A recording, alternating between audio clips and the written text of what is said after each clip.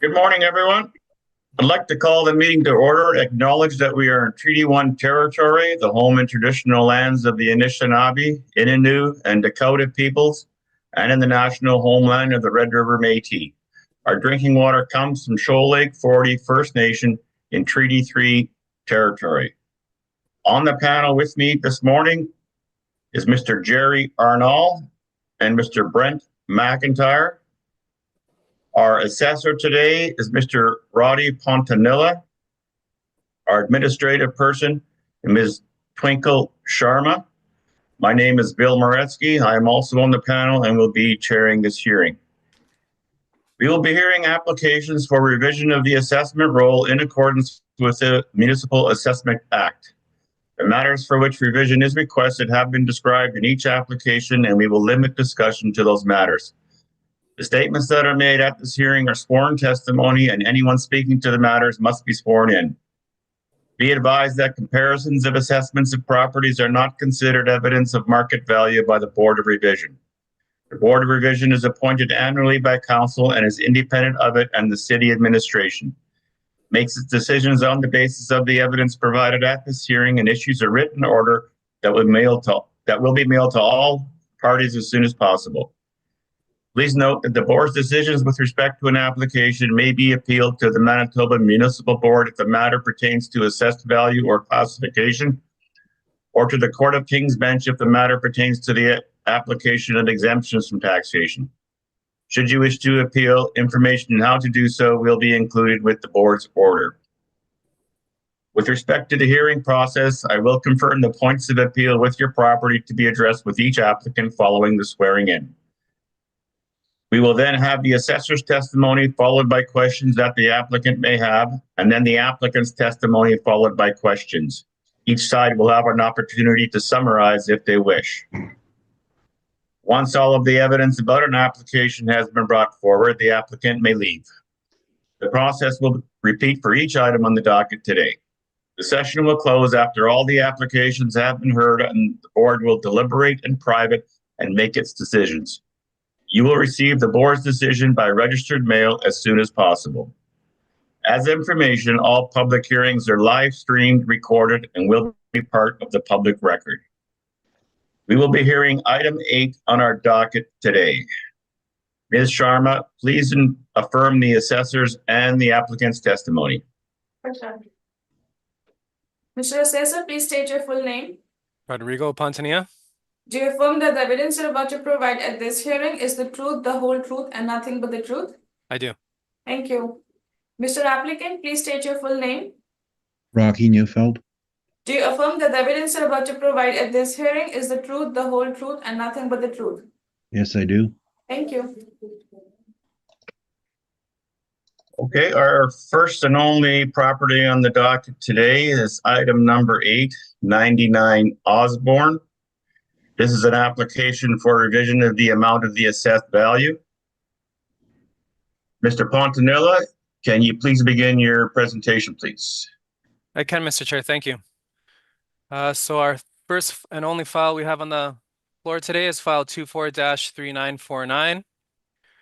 The address is 1203-211-6000. The address is 99 Osborne Street.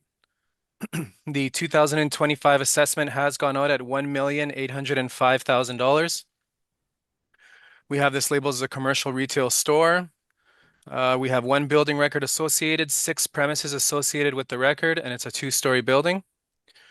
We have an actual year built of 1975 and an effective year built of 1974-75. We have a land area of 6,625 square feet and a total leasable area of 12,013 square feet. On page 2, I have included a pad eye view image of the subject property. Following that, I have included an overhead view using pictometry of the subject property.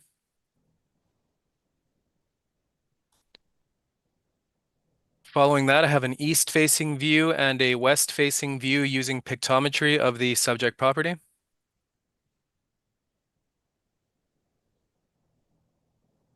And then following that, I do have some Google Street View images that were taken from the 2023 map overlay.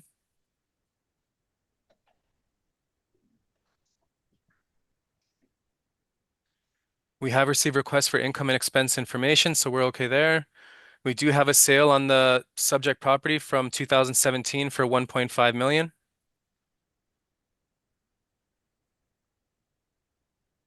For my market data, my rent comparables, I have included them all from the same market region as the subject property. And these are all retail and some restaurant income streams, or sorry, market data that show the rental rates being achieved in the market region.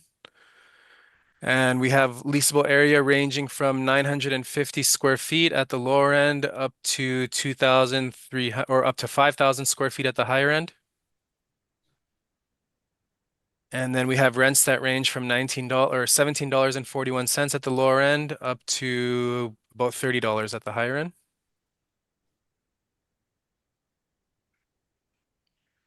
Following that, we have the subject property's income stream. So as previously mentioned, we have 6 premises associated with the income stream. We have a range of area on the premises that range from 1,210 square feet at the lower end up to 4,145 square feet at the higher end. And we have rents that range from $9.46 for the basement premise up to $13.93. The total potential rent that's generated from the model is $152,445. And if we divide that by the total area, we get a blended rate of $12.69 that's being applied from the model.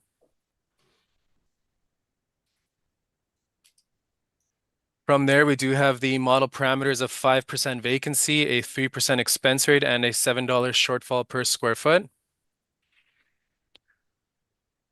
And that brings us to a net operating income of $136,273. And then from there, we have a modeled cap rate applied of 7.55%. And that brings us to our total assessed value of $1,805,000. Following that, I do have a summary of the information that I've just provided. Following that, I do have the City of Winnipeg's cap rate information that's provided in the brief. Following that is the Municipal Assessment Act excerpts. And following that and taking us to the end of the brief is the subject's 2022 income and expense mailer. And that is my presentation. Thank you. Thank you. Mr. Neufeld, do you have any questions on the assessor's presentation? Very few. Page 7. Sorry, are you aware that this was a portfolio sale and an allocation of the values? I wasn't aware of that, Rocky. Okay, and it's been brought up lots and lots of times, and every time it's brought up, you're aware that everyone says we won't be putting weight on it. Sure, it's no, just got brought up in the brief. It's just there. Yeah, no, it's fine. I understand. If it is a multi sale, then we'll put no weight on it. It's just auto generated in the brief there. And page 10, that's all from the model. All model driven, correct. And the which one is the upper floor? Is that 19052?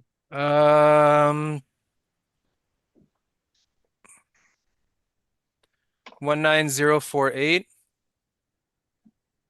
No, that's the restaurant. 19048. I have it as unit 201. So that'd be the second floor. Which are you asking which ones are on the second floor? No, I'm just trying to relate on your page 20. Yep. The one marked the tenant private pension partners realty services. I just want, look, I know what floor they're on. I just want to figure which one it is on. 19052. Right. Okay. And you're have you been in the building at all? I have not inspected. Okay, so this being an office, shouldn't that have been coded as an office rather than retail?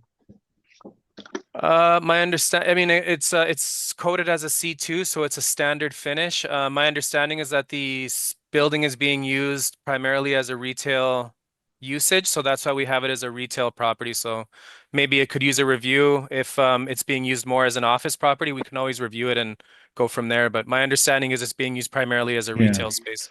Well, I mean, I guess because it's on its own floor and there's um, limited access to it, it doesn't have the street front. You look at the picture of it. Yep. I'm just wondering if a more reasonable approach would have been to consider it as office space. Right. Yeah. Okay. And of course, if you applied the model, the office parameters differ a great deal, especially as to vacancy, don't they?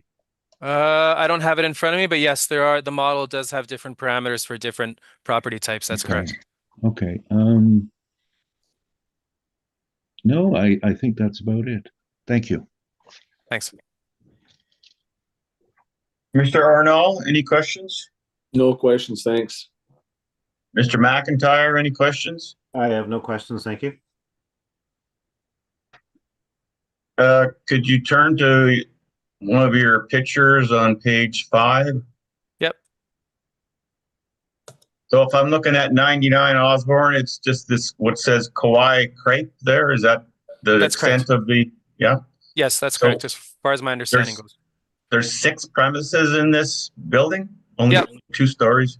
Okay, and they're all there's 3 of them are restaurants on the first floor, or is that how it laid out? So we have one restaurant. It looks like a noodle house on the first floor, and then it looks like the Kauai's on the second floor. So it's a bit of a mix. That's why I included some restaurant as well as retail comparables, because I think a few of the premises are used as a restaurant, and then the rest are used in a retail. And then as Mr. Neufeld was saying, I guess the top floor is being used as an office space, I guess, is from my understanding there. Okay. And that's, these 2 floors are about 12,000 square feet, is that right? That's what we have, yes, when you combine all the square footage, that's correct. 12,013 square feet. All right, if you go to page 8. Yep. Which one of these comparisons, you mentioned some of them are restaurants. Yep. Which ones would be restaurants? Okay, so from what I have in front of me, unit 761 Corden. So the top comp is a restaurant.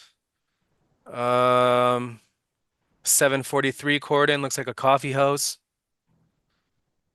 120 Osborne Street across the street, unit 3, that looks like a pizza place. 121 Osborne Street, unit 105, that looks like a sushi house.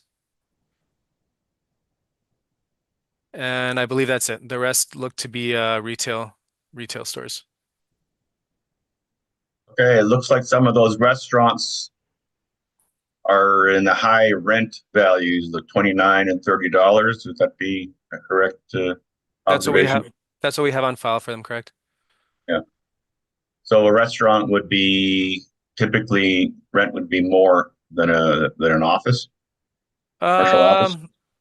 I don't have a lot of experience with office data, so I'd be a little reticent on putting weight on my opinion of that. From my experience looking at retail and restaurant comps, it looks to be a blend. There's times where there's more, there's times where it's less. Again, mind you, we're talking about standard restaurants, not fast food restaurants or anything like that. These are just sit-in restaurants, we can call them, or standard restaurants. But yeah, there looks to be a range on the rents received. Anyways, you're at 1269 blended, correct? On your model? That's correct. Yep, that's correct. And you also have a basement here. I see that's usable basement, Yes, it fully is. usable. It does appear to be a usable retail space. That's correct. What's in there right now? Are you aware? Currently it looks like we currently have it vacant actually. But it looks like there was maybe a tenant there at the time using the latest reference mailer if we were to take a look. Because I believe the mailer does show that it was fully tenanted at the time. And if we look in the mailer on page 20, and if we go to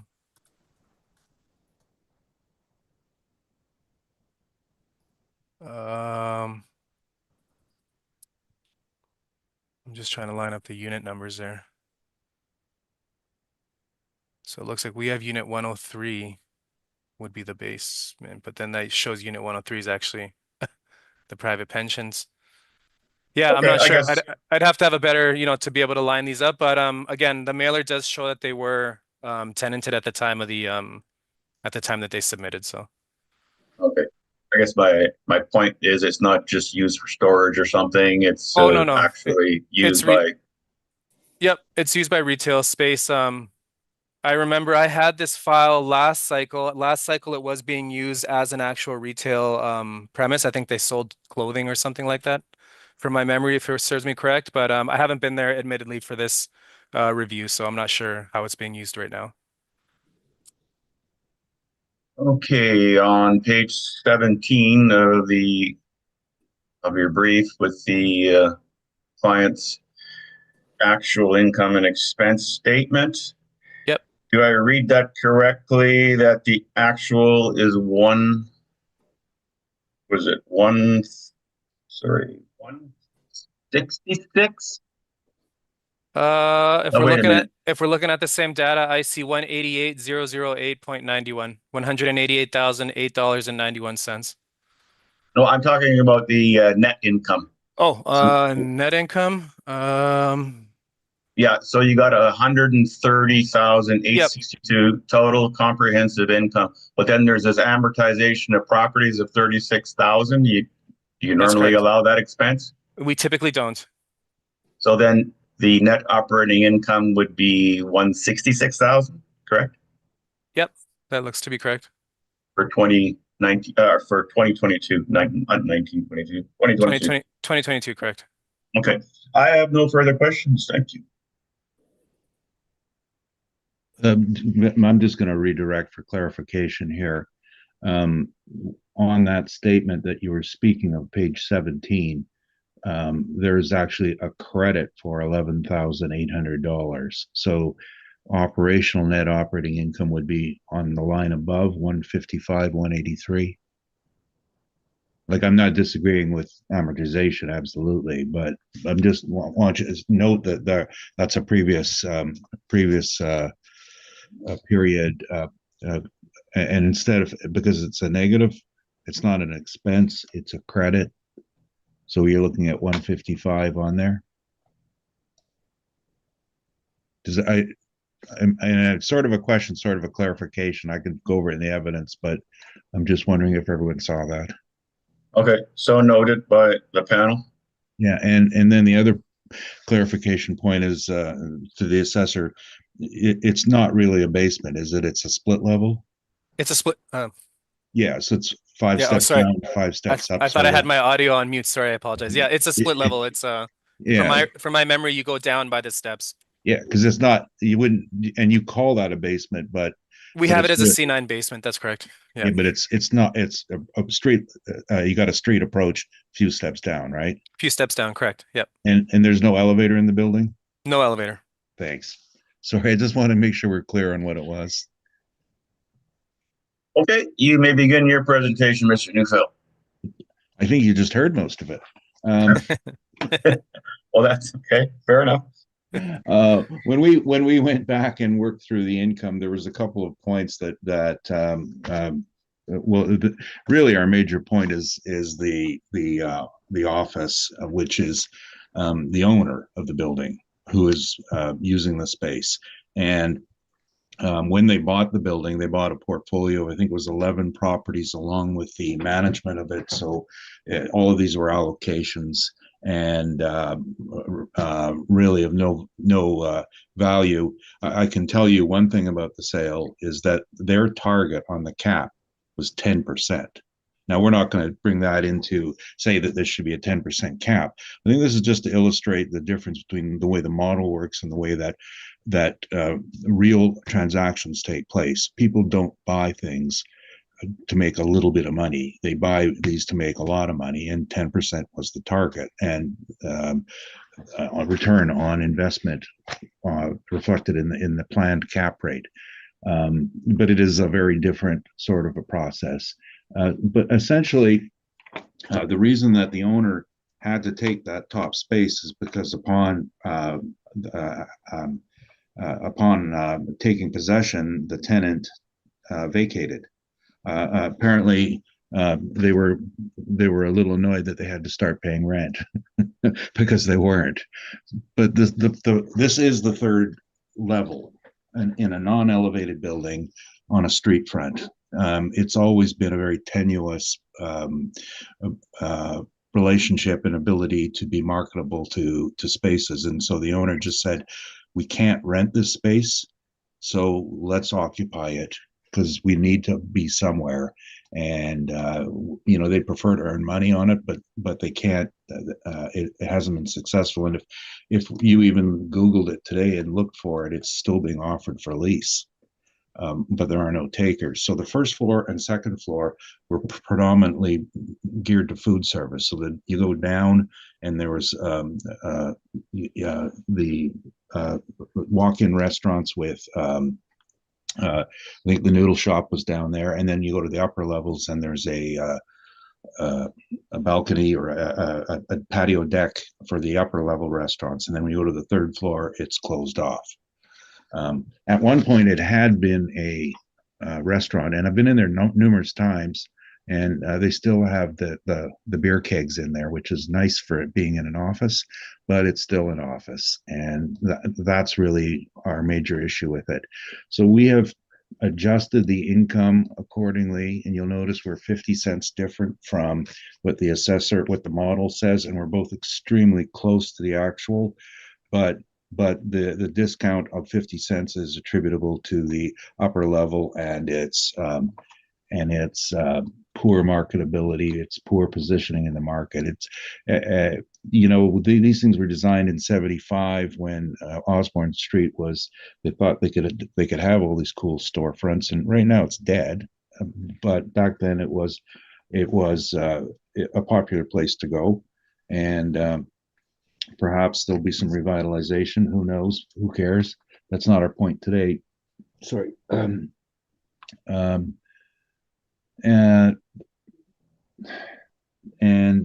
The other issue being with that upper level is that it, as an office, it's going to carry a higher vacancy rate as well. And we looked at 10%, which is a blend of retail and office, suburban office. And I don't have the exact numbers in front of me. I was just looking for it here on the calculation, but I agree with it. It's going to suffer from that, and I was just looking at the assessor's office office vacancy rates for suburban, and I see them ranging from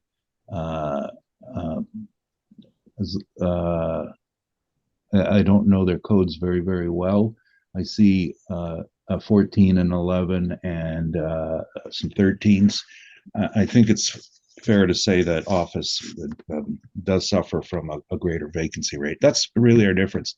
The cap rate, I did mention that they had targeted 10% on it, but I think that the assessment department's cap rate in this case is reasonable because the issue here isn't the cap. It's the fact that we have a very difficult third floor rental situation. And I just changed our number to match not our NOI, but our cap rate to match the cities, and we just revised our request for value to $1,405,000.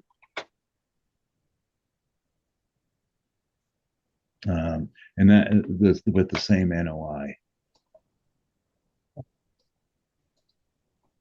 Cap at 7.55. Yes, that's correct. There was one other point to make on this, and especially as you look at other market rents, our picture on page 1 and the assessor is the same picture. It's was obviously Osborne Street parking. They've got 6 stalls behind their office after one is taken away for the garbage, and 6 stalls on 12,000 square feet for a restaurant occupancy is very, very low. On page I'll give you the right page here. The restaurant, page 16 of my report, line 22, restaurant drinking establishments. So it's 1 stall per 100 square feet. So 12,013 square feet then requires stall per, what did I say? 1,000? No, 1 stall per 100 square feet requires 121 parking stalls.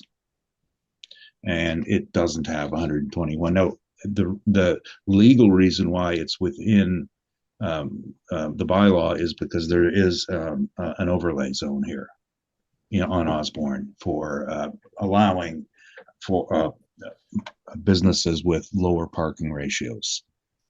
So legally it's fine, but the issue is market-wise, it's still limited parking depending on walking traffic. Whereas many of the restaurants, both in the assessor's brief and ones in the marketplace, have abundant parking, and as a result, they're in a different classification, and that makes them more vulnerable to market changes when it's cold outside and people don't care to walk, or they don't want to park on Bryce 3 blocks away if they can find a spot and walk to this place. Sorry, and that's. I don't want to beat this too long. Those are the issues. It's the office in the third and the vacancy rate. And that's my presentation. Thank you. Mr. Montanilla, any questions on the applicant's presentation? I have no questions. Thank you, Mr. Chair. Mr. McIntyre, any questions? I have no questions. Thank you. Mr. Arnall, any questions? No questions, thanks. Page 1, you have your non-recoverables of 14,413. That's correct. Is that equating to approximately over 10% of the subtotal above, I see? Yes, that is, and it's based on a review of the actual statements. The building suffers a fair amount of non-recoverables.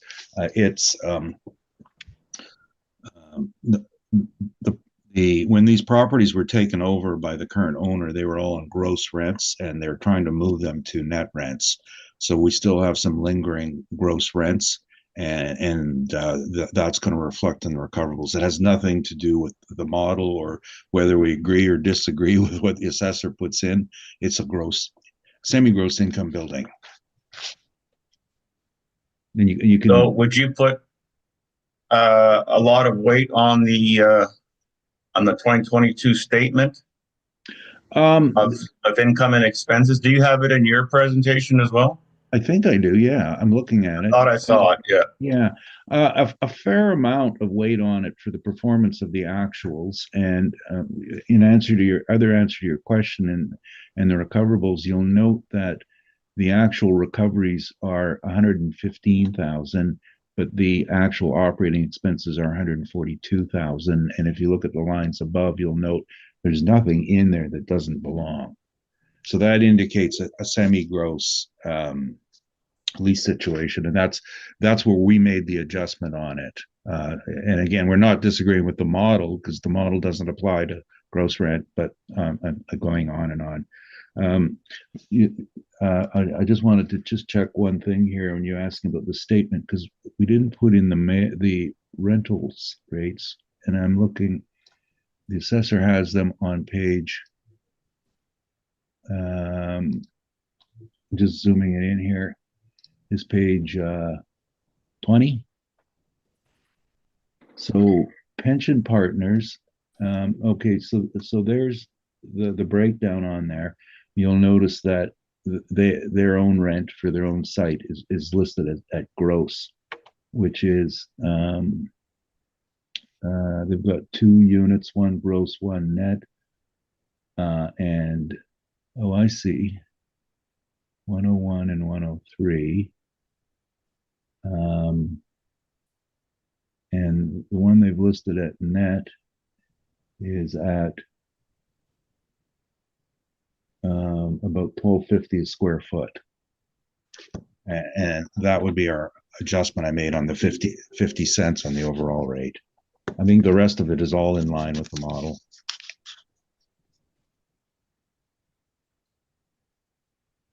Okay, I just need to go back to this actual statement here again. You have it attached in your presentation.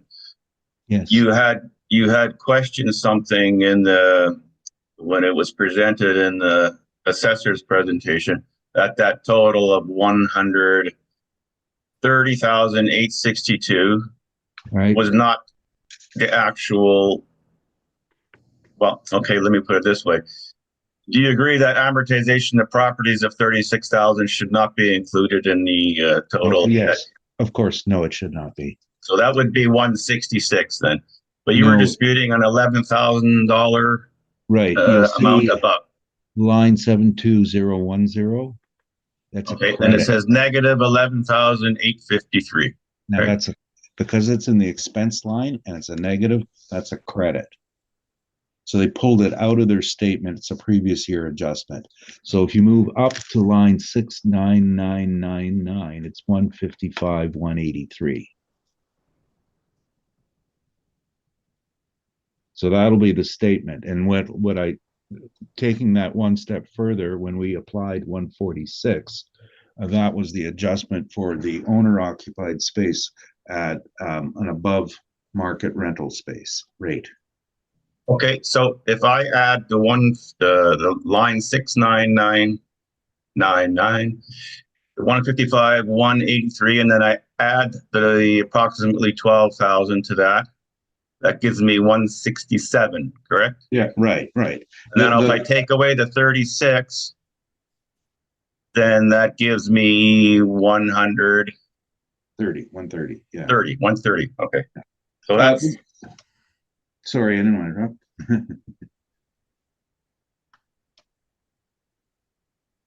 so they're actually, okay, 130, but then we should not be subtracting that 36 though. So then it's 166 then, correct? No, it's 155. The lines below the six. Yeah, but if I do that arithmetic, that's what it comes out to, 130,862 if I add the 11,853. Sure, but that's the statement that they're going to file in their taxes, because in the taxes amortization is allowed. That's not the statement we use for valuation. We would focus on line 69999, which is the operating statement, and you'll see it says total net operating income 155. Right. Whereas the 130 is total comprehensive income. Okay, so you're saying it shouldn't be allowed in this either. Okay, I got you. No, yeah, I just wanted to clarify that that's how you would do it for appraisal. And then the 155, we're calling it 146, and the difference being $9,000. And if you look at the rent statement I just told you about, the 4,145 square feet that they book rented at $1,250, and you change that to 1025, 1050, then you're going to get the 146 we did. That's the adjustment we made. Okay. I don't have any further questions then. Anything in summation, Mr. Pontanilla? No submission. Thank you. Anything in summation, Mr. Neufeld?